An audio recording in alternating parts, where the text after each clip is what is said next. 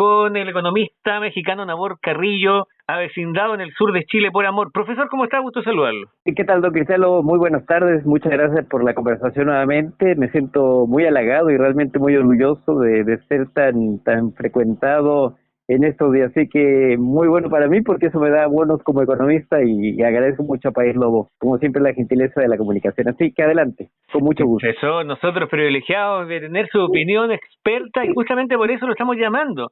Titular de un diario de economía, más de un diario de economía, porque hay una carta abierta de Steve Forbes para el presidente Milei, el presidente de Argentina. Le dice que inmediatamente dolarice la economía, que no le dé más vuelta, porque recordemos que Milei anunció que iba a dolarizar su economía. Sí. Ahora, profesor, ¿en qué bando está usted? ¿Le gusta la dolarización o cree que nos pasamos a algún pueblo? Cuénteme, por favor, ¿cuál es su visión? Muy amable, gracias. Bueno, en el tiempo que obviamente conocí la noticia, que gentilmente nos comunicamos ya hace algunas horas, yo me puse a estudiar como buen economista, buen profesor, me puse a estudiar rápidamente el tema y encontré, bueno, muchos documentos. Sé que sin duda lo voy a compartir en un ratito más para que País Lobo pueda también compartirlo con su público. Encontré varios donde dan cuenta de economías que están absolutamente dolarizadas, es decir, su moneda es el dólar de los Estados Unidos. En el caso de nuestro querido continente está la experiencia de Panamá, 1904, que sacó el Balboa, que era la moneda de ese entonces, y desde esa época, desde ese año 1904, está operando el dólar de los Estados Unidos. El Salvador es la otra experiencia igualmente en nuestro continente, y hay experiencias que son parciales, don Cristiano, es decir, que no está totalmente dolarizada la economía, y entre estos casos obviamente está Argentina. Y obviamente viene el recuerdo del año 1990 y un poquito antes, porque claro, Argentina tuvo una catástrofe financiera, la hizo estar con inflaciones muy cercanas a lo que vemos hoy día, y por eso estos fantasmas, ¿verdad?, de volver a dolarizar la economía, porque en ese entonces la inflación estaba por arriba de un 200% y más, incluso llegó a tener un 3000% de inflación en Argentina, y hoy día que se aproxima entre un 100-120%, el vaticino es que llegue a un 150% al final de este año 2024. Bueno, por eso es que este caballero, Steve Forbes, le envió esta carta abierta al presidente Milei, porque justamente el presidente Milei, que el año pasado él era diputado de lo que era la Cámara allá en la Argentina, justamente propulsaba aquello, y el Cato Institute, que es obviamente pro-libertario, que es de la línea del presidente Milei, justamente advertía esto: dolarizar la economía argentina pronto. Ese fue un titular que acuñaron en un blog que tiene el Instituto Cato y que con mucho gusto puedo compartir. Entonces, antes de decir si estoy favorable o en contra de una dolarización, lo cierto es que en este querido continente hay experiencias totales y parciales, como es Argentina. Y particularmente Argentina viene por estos fantasmas de lo que fue el año 1990 del siglo pasado, don Cristiano, y que nuevamente vuelven a salir por esta alta inflación. Entonces, de ahí podemos seguir lucubrando y obviamente incursionando acerca de los pros y contras que tiene una dolarización parcial o total como una nación para Argentina, don Cristiano. Sí, bueno, Milei en su campaña, dentro de los puntos a favor, mencionaba a Ecuador. Y justamente en ese momento, me acuerdo cuando estaba en campaña, fui también a buscar algo de información y había también opiniones encontradas con respecto a si había sido bueno o no la dolarización de Ecuador, si había resultado o no. Entonces había también visiones contrapuestas. Es la duda si Argentina, parte de su solución, porque es mucho más complejo que dolarizar, parte de la solución está por ahí. Lo que ya sabemos es que la carta y las expectativas son altas, porque es el primer presidente libertario de la historia del mundo moderno, si es que hubo en alguno en otra época, yo por lo menos no lo recuerdo. Entonces, también es una especie de experimento. Totalmente cierto. Y bueno, tomando el guante, ¿verdad?, de la experiencia ecuatoriana, es cierto, en el año 2000 justamente nosotros hicimos un viaje, hicimos escala en Ecuador, íbamos rumbo a México, y nos tocó este cambio desde el sucre al dólar de los Estados Unidos. Y claro, la inflación en Ecuador estaba totalmente galopante, era realmente absurdo lo que tenía Ecuador en ese entonces, y efectivamente la dolarización, que fue una dolarización parcial porque seguía existiendo el sucre y el dólar de los Estados Unidos, permitió que el riesgo país de Ecuador disminuyera, bajara considerablemente, pero después hubo una suerte de repunte catastrófico, don Cristian Lobo. Entonces, claro, cuando no hay una dolarización parcial como fue Ecuador, que va acompañada con medidas de procrecimiento, generación de valor, generación de emprendimiento, generación obviamente de empleo, trae obviamente al suelo cualquier tipo de política de dolarización como sucedió en Ecuador. Entonces, por tanto, ahí el resultado fue catastrófico para Ecuador. En el caso argentino, existía este famoso consejo monetario, que en ese entonces yo recuerdo con gran afecto y también con gran admiración a Domingo Cavallo, que fue el ministro de Hacienda de ese entonces de Argentina. Y claro, esta suerte de consejo monetario lo que hizo fue dolarizar, pero también de forma parcial y siguiendo el acontecer de la economía, dándole calibraciones poco a poco. No fue tan dramático como lo hizo Ecuador, sino ir calibrando y como de alguna manera ir ajustando su economía, porque es obvio, tiene que irse ajustando la economía.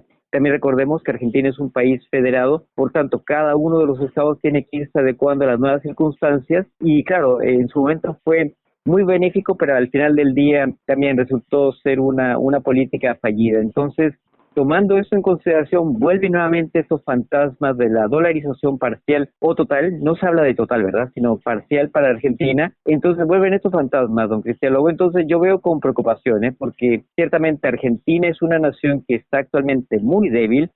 Sus reservas internacionales también están muy a mal traer. Entonces, muchos dicen que, bueno, incluso este caballero Forbes lo dice, que Argentina tiene el dinero suficiente en sus reservas internacionales para comprar dólares y obviamente dolarizar parcialmente la economía.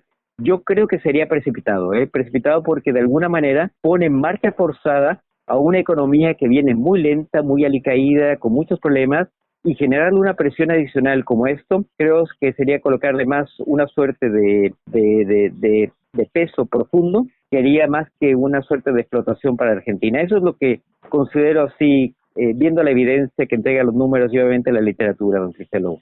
Sí, la verdad que es bastante complejo desde mi punto de vista analizar esto, si es bueno o malo, o si va a resultar hacer futurología cuesta, dada la complejidad de las cosas, porque, a ver, el dinero representa bienes finalmente, ¿no? Representa algo, está respaldado en algo. Claro, Dolarizar por dolarizar tiene que estar apoyado en una estructura económica de Argentina sólida para que eso salga hacia adelante. Obvio, Entonces, claro. Por otro lado, también es cierto que desde que yo me acuerdo, tuve familia política argentina, se ahorraba en dólares. Sí. Ojo, y esto no lo inventaron los argentinos. Las grandes fortunas a nivel del mundial ahorran o en dólares o en oro. O sea, Exactamente. Bueno, por eso es que este caballero Steve Forbes dice esto, porque claro, dice que mucha gente tiene guardado en bóvedas, bajo el colchón incluso, muchos dólares de los Estados Unidos, y eso a él le da la impresión que es una razón suficiente para dolarizar la economía de Argentina. Y claro, esto trae como consecuencia que si se dolariza, bueno, hay más confianza, de alguna manera la economía argentina toma ciertos ribetes, no está tan vulnerable al comercio internacional, da liquidez, permite inversiones extranjeras y así una serie de beneficios. Pero por la otra, también considerando que ese dinero efectivamente esté en Argentina, porque recordemos, don Cristian Lobo, que hubo muchos rumores, incluso hubo gente que sacó su dinero de Argentina. Entonces podría ser un argumento sólido, por decirlo de esta manera, para volver a repatriar capitales argentinos que hoy día están fugados, y que también, dicho sea de paso, el expresidente Fernández, que actualmente está viviendo en España, también tuvo grandes críticas porque él abrió sus cuentas bancarias justamente en esa nación, en España, y muchos pensaban que él había llevado dólares no bien habidos a una nación que también la está pasando mal, como es España. Entonces es un asunto bien complejo. De alguna manera se entrecruza la política, se entrecruza la economía, se entrecruzan también temas de impuestos, como una suerte de timbre y estampilla podría generar alguna suerte de incentivo para volver capitales argentinos que hoy día están fugados. Entonces, claro, la respuesta no es fácil. Yo creo que el presidente Milei, que por cierto tuvo que echar atrás esta suerte de documentos, de leyes, de alguna manera proyectos de ley que buscaban tener mucho más competitividad para Argentina, bueno, ha tenido que echar para atrás esta suerte de proyectos por la presión interna que igualmente está viviendo la nación. Entonces, la tiene difícil, está en una situación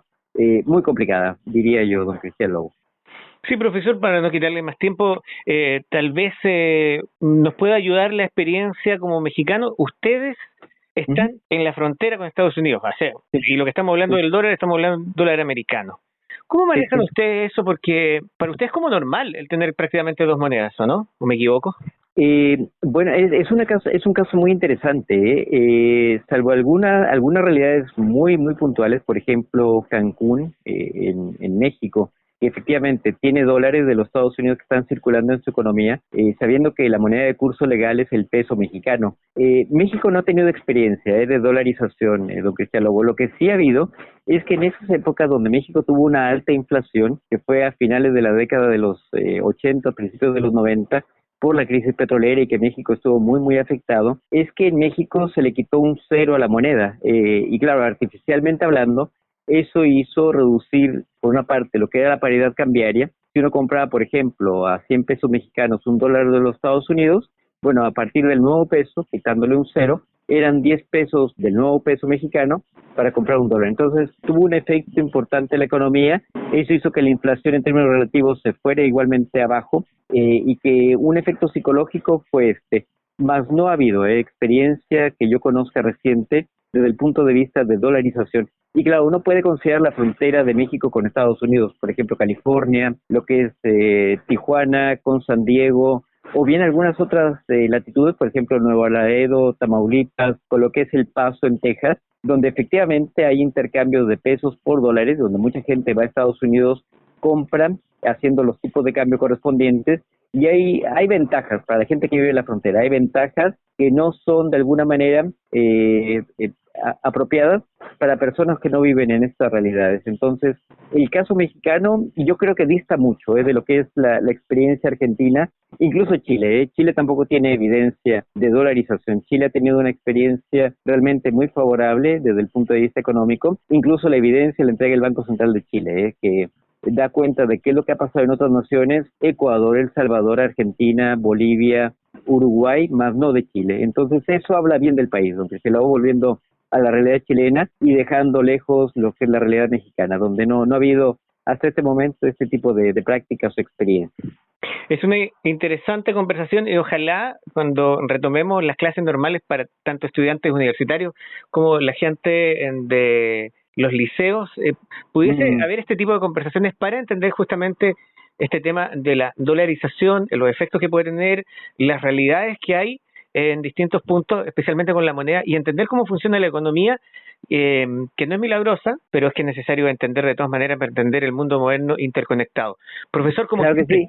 agradecido. Sí, nada más me gustaría hacer un apunte nada más que claro, lo tenía en la cabeza, pero se me había pasado. A ver. Claro, cuando una economía, por ejemplo, Argentina, está a puertas de una dolarización, significa que los activos que tienen, por ejemplo, inmuebles, no pierden valor, claro, sino que de alguna manera se anclan en el dólar. Entonces, ese peso que está debilitado al transformarse en dólares, los bienes inmuebles, por ejemplo, permanecen con su valor y de alguna manera están lejos de tener alguna suerte de fuga o de una pérdida de valor desde el punto de vista monetario. Eso se me había pasado de la conversación y bueno, lo recupero ahora, nada para cerrar el comentario. Y yo creo que es un muy buen comentario porque justamente lo que uno ve en los países, especialmente latinoamericanos, cuando hay problemas económicos graves y las grandes empresas o las grandes fortunas, como les gusta decir a algunos, lo que hacen es resguardarse y sacar sus capitales, sacar dinero fuera, sacar dólares en este caso en Argentina, y lo otro es que las propiedades que tienen dentro se desvalorizan. Es una interesante conversación que da para otro podcast. Sí, da para muchos podcasts, claro que sí, don Cristiano. Así que yo agradezco mucho, bueno, el que recurran a mí, me siento realmente muy halagado, y mis bonos como economista de alguna manera se ven favorecidos. La economía de los podcasts. Gracias, profesor, cuídese. Un abrazo a la distancia. Igualmente, gracias. Hasta luego.